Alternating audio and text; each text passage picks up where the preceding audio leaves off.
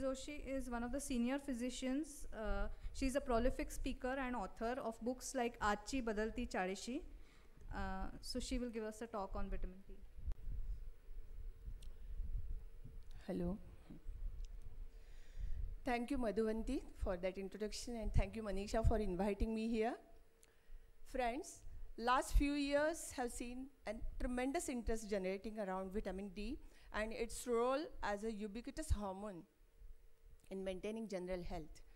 Suddenly, it has become a hot topic of discussion, and everyone is too keen to know the vitamin D status among patients as individuals and also at community level. In fact, in a short while, Manisha will tell you how labs are getting flooded with requests for vitamin D estimations.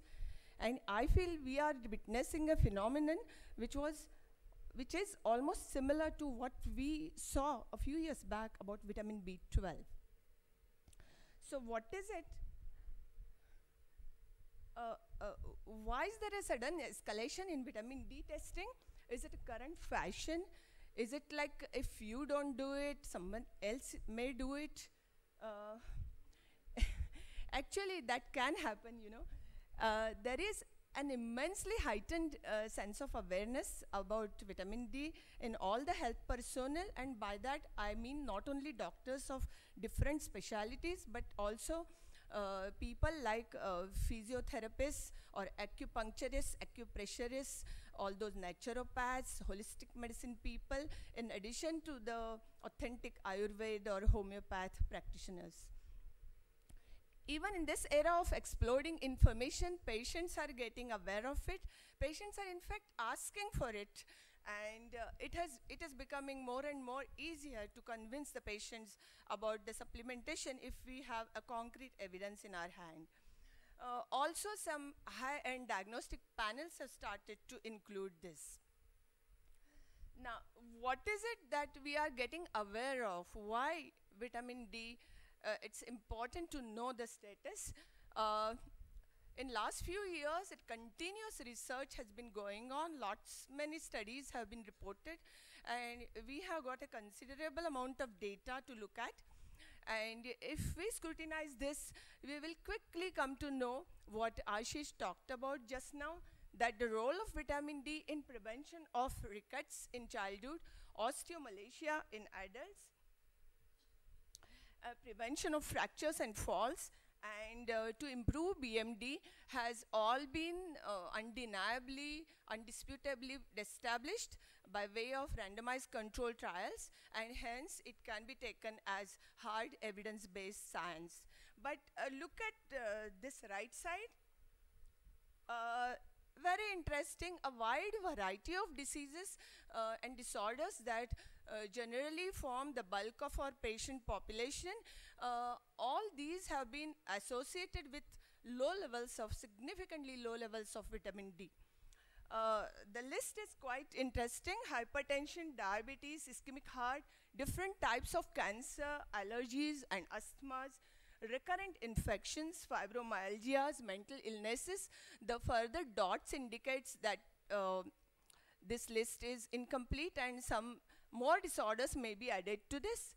Low levels of vitamin D have also been associated with heightened generalized all-cause mortality as well as CV mortality. So just now we all heard Ashish tell us about physiology and the role of vitamin D receptors in the body and how they are present not only in skeletal tissues but also in non-skeletal tissues. So it is easy for us to imagine how low levels would be associated with disorders of various non-skeletal tissues as well. Now, all this data has many confounding factors. The earlier one I showed, this one, therein there are no randomized control trials and no cause and effect relationship established, and bringing up vitamin D levels to normalcy by way of supplementation has not been conclusively shown to favor good outcomes of the disease. So that's why it is called as observational. But does that mean that it is all untrue? In a few years' time, I think we will get a concrete evidence-based data about these disorders as well. So it was not a surprise for a clinician like me to know the vitamin D status in my patients. And in the next few slides, I'll share with you my experience of vitamin D testing. I have put all my patients into two broad categories. Simply the younger patients and the older, that is the less than 40 and more than 40. And in this group,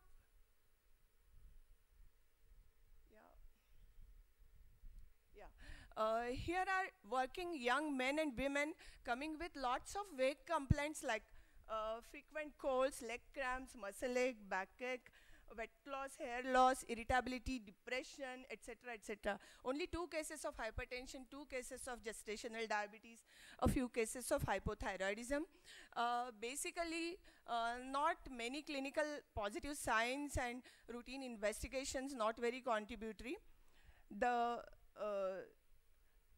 older patients, they were what generally form the bulk of a physician's practice. Hypertension, diabetes, ischemic heart, 2 cases of cancer. And they too complained of lots of body ache, backache, polyarthralgias, allergic colds, urticaria feature here, to hypothyroidism, anxiety, depression, etc. So all of them were subjected to vitamin D testing, and all this data has been retrieved from Goldwilker Metropolis lab because it is easily accessible. But they give this biological reference interval, and according to this, the deficiencies, severe deficiencies from 0 to 5 nanograms, insufficiencies more than 5 to 20, hypovitaminosis and more than 20 to 40 nanograms, sufficiencies 40 to 100, and toxic levels more than 100. So let's see my observations. Number of patients 174. You can quickly see there are only 3 categories here, though according to the biological reference there are 5 categories, but deficiency 0 and toxicity 0. So I have got a very small category here that shows sufficiency. Only 11 patients out of 174, 6%. Major part is insufficiency, pretty low levels of vitamin D, and remaining are hypovitaminosis.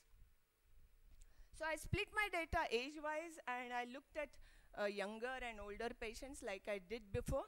And this is the graph. These are absolute values.